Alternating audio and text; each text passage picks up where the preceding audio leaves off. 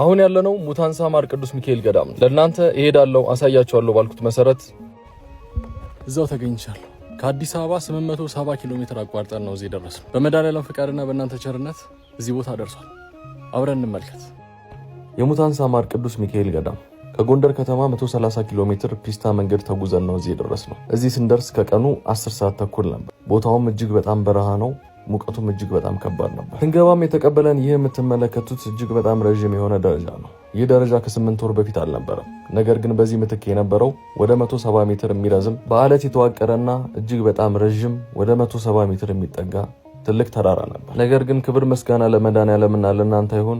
እናንተ ባረጋችሁት ነገር እናትና አባቶቻችን አሁን በነፃነት በዚህ ደረጃ ላይ ይመላለሳሉ። እውነት ለመናገር የዛሬው ቪዲዮ አጭር አይደለም፣ ረዥም ነው። አንድ ባንድ የተሰሩትን ስራዎችና ከዚህ በኋላ ምን እንደሚያስፈልጉ እንድታውቁት ስለምፈልግ። ይህ የምትመለከቱት የእናቶቻችን በዓት ነው ወይም የመኖሪያ ቤታቸው ማለት። ከዚህ በፊት የእናቶቻችን በዓት የነበረው ሁላችንም እንደምናውቀው በሳር የተዋቀረ ብቻ ነበረ። እንኳን 5 ሰው አይደለም 1 ሰው ለማስተኛት የማይቻል። እዛ ላይም ፀሐይ ያስገባል፣ ዝናብ ያስገባል፣ ብርድ ያስገባል። በአሁኑ ወቅት ግን እንደምትመለከቱት በቆንጆ ሁኔታ ተሰርቶ አልቋል። ይህ የምትመለከቱት ቤት ደግሞ ወደ ገዳሙ በእንግድነት የሚመጡ ሴት እህቶቻችን የሚያርፉበት የእንግዳ መቀበያ ቤት ነው። ይህም ቤትም እንደምትመለከቱት ቪው በጣም ነው የሚያምረው። ይህንን ደግሞ እንደ አንድ ኢንጂነር ስመለከተው ቤቶቹ ሆን ተብለው በዲዛይን ታቅደውና ፕላን ተደርገው የተሰሩ ቤቶች መሆናቸውን ነው የሚያሳየው። ይህ የምትመለከቱት ደግሞ የሙታንሳ ማር ቅዱስ ሚካኤል ገዳም የማታ እይታ ነው ወይም ገጽታ ነው። ከዚህ በፊት እናቶቻችን እንኳን የመንገድ መብራት አይደለም የእጅ ባትሪ ለማግኘት ይቸገሩ ነበር። አሁን ግን በዚህ መልኩ አምሯል። ገና አልጨረስንም። ይህ ደግሞ የምትመለከቱት የእናቶቻችን እደ ጥበብ ቤት ነው። ማለትም እናቶቻችን ሙያቸውን የሚያሳዩበት፣ እናቶቻችን የሚፈትሉበት፣ እናቶቻችን ጨርቅ የሚሰፉበት፣ እናቶቻችን ኮፍያ የሚሰሩበት እንዲሁም የተለያዩ ሙያቸውን የሚያዳብሩበት ቦታ ነው። ይህንንም ሙያቸውን ሊያዳብሩበት የሚችለውን ሙሉ ለሙሉ ዘመናዊ የሆነ ማሽኖች ገብተው በስራ ላይ እየዋሉ ይገኛሉ። እናቶቻችንም ሙያቸውን ማሳየትና ተግባር ላይ ማዋል ጀምረዋል። እንደምትመለከቱት እነዚህን ድንቅ ስራዎች የሚሰሩት እነሱ ናቸው።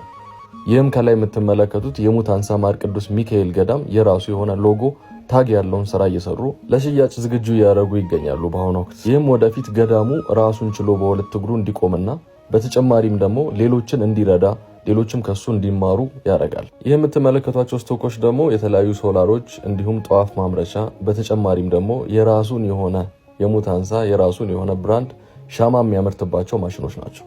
እኚህ አባታችን ደግሞ የሙታንሳ ማር ቅዱስ ሚካኤል ገዳም አባት ናቸው። እናንተ ስትደውሉ ስልካችሁን የሚያነሱላችሁ ማለት ነው። በሙታንሳ ማር ቅዱስ ሚካኤል ሲኖር ከተፈጥሮ ጋር እጅግ በጣም ከባድ ግብ አለ።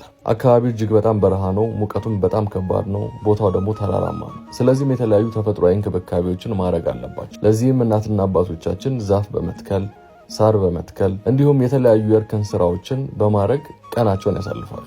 ሌላው ደግሞ ብዙዎቻችን ያልጠበቅነውና እጅግ በጣም ያስገረመን አንድ ነገር አለ። ገዳም ስለሆነ በስርዓተ አበው ይገዛል ማለት። ይህም ማለት በወር ውስጥ የምትሰሩባቸው ቀኖች ሊሚትድ ናቸው ወይም የተቆጠቡና የተገደቡ ናቸው። ከ11 ቀን በታች ነው። ታዲያ ያስገረመን ነገር የአበው ስርዓቱ አይደለም። ነገር ግን በዚህ ትንሽ ወራት ውስጥ ይህን ያህል ቀን እየተሰራ እንዴት እዚህ ደረጃ ደረሰ የሚለው ነገር በጣም ያስደመመን። ታዲያ ቅድም እንደተመለከታችሁት በጠዋት ጸሎት መጽሐፌን ይዤ 12 ሰዓት ከቤት የወጣሁበት ምክንያት ይህንን ለመታዘብ ነበር። እናትና አባቶቼ አላሳፈሩኝም።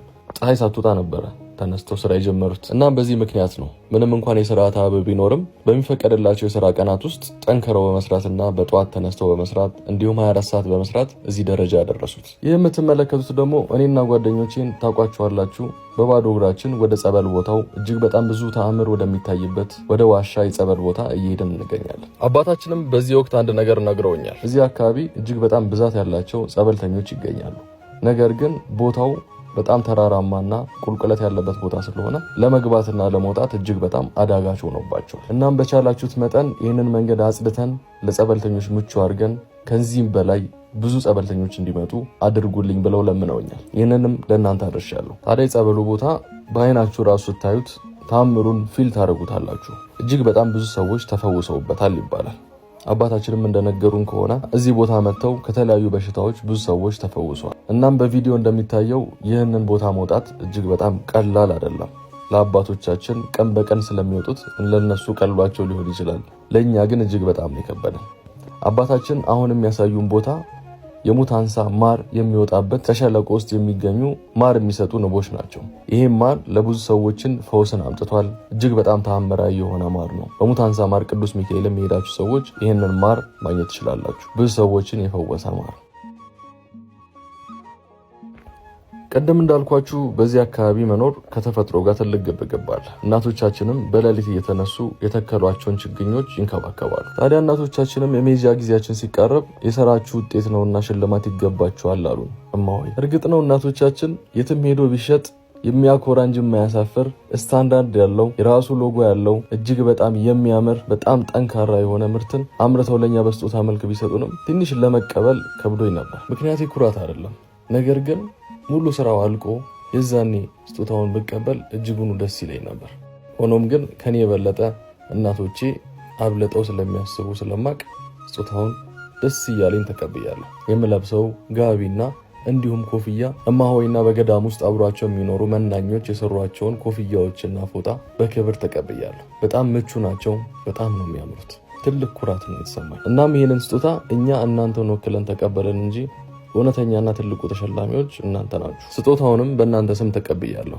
ይህ ስጦታ ወደፊት የበለጠ ስራ እንድንሰራ ያበረታታናል። ታዲያ ያንን ሁሉ ኪሎ ሜትር አቋርጠን ወደዚህ የመጣንበት አንደኛው ምክንያት ምን ተሰራ ነበር።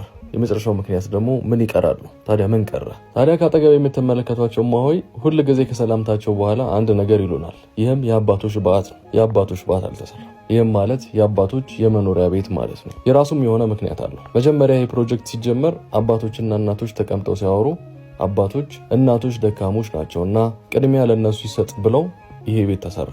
አሁን ግን አባቶቻችን በእንደዚህ አይነት ዳሳሳ ጎጆ ውስጥ ነው እየኖሩ ያሉት።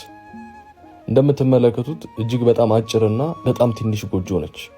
በዚህ ውስጥ ነው እስከ 5 ሰው በመሆን አባቶቻችን እያደሩ ያሉት። ስለዚህ በአሁኑ ወቅት የሚቀረው የአባቶች በዓት እንዲሁም የማዕድ ቤት፣ በተጨማሪም የመጋዘን ስራ እየተሰራ ይገኛል። በተጨማሪም የዋናው የቤተክርስቲያን ግንባታው ይቀራል። በተጨማሪም ወደ 30 የሚጠጉ የአብነት ትምህርት ቤት ተማሪዎች በደሳሳና በፕላስቲክ ቤት ውስጥ ነው እየኖሩ እየተማሩ ያሉት። ስለዚህ እነዚህ ስራዎች በዋነኝነት ይቀራሉ። ይህ የምትመለከቱት የመጋዘን ግንባታ ነው። መጋዘኑም የሚያገለግለው የተለያዩ እቃዎች ተገዝተው አሁን በውጪ የሚገኙ በጣም ብዙ ሚሊዮን ብር የወጣባቸው እቃዎች የሚጠራቀምበት ነው። ለጊዜው በአካባቢው ያሉት ሁሉም ግንባታዎች ካለቁ በኋላ ወደፊት ደግሞ እንደ አዳራሽ ገዳሙ መጠቀም የሚችለው ትልቅ የሆነ ግንባታ ነው በአሁኑ ወቅት እየተገነባ ያለው። ከሁሉም በላይ የሚያስደስታችሁ በዚህ ግንባታ ላይ የሚሳተፉት ከተለያዩ ቦታዎች የመጡ ሰዎች ናቸው። ነገር ግን የገዳሙ አባቶች ከነሱ አጠገብ በመሆን የተለያዩ ትምህርቶችን የሙያ ትምህርቶችን በመቅሰም ወደፊት ራሳቸው በራሳቸው እንደዚህ አይነት ሙያዎችን መስራትና ግንባታ መፈጸም የሚችሉበትን እውቀት እያገኙ ይገኛሉ። ታዲያ ይህንን ጊዜ ወስጄላችሁ ያቀረብኩላችሁ ቪዲዮ ላይ ያሉት ነገሮች ሁሉ ከተሰሩት ስራዎች ቢያንስ ከግማሽ በታች ናቸው። እናም የስንብት ሰዓት ደረሰ። አባታችንም ማራችንን ሰጡን። እኔም የጥሞና ጊዜ ወሰድኩኝ። የተጀመሩና የተተከሉ ነገሮች ሁሉ እንክብካቤ ይፈልጋሉ።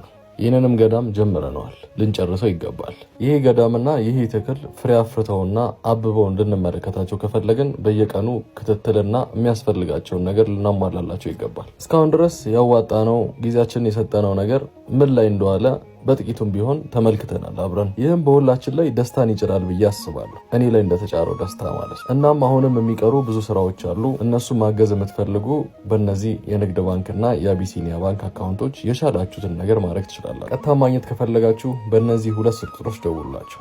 ኮፒ ሊንክና ሼር ማድረግ እንዳትረሱ። እግዚአብሔር ይመስገን።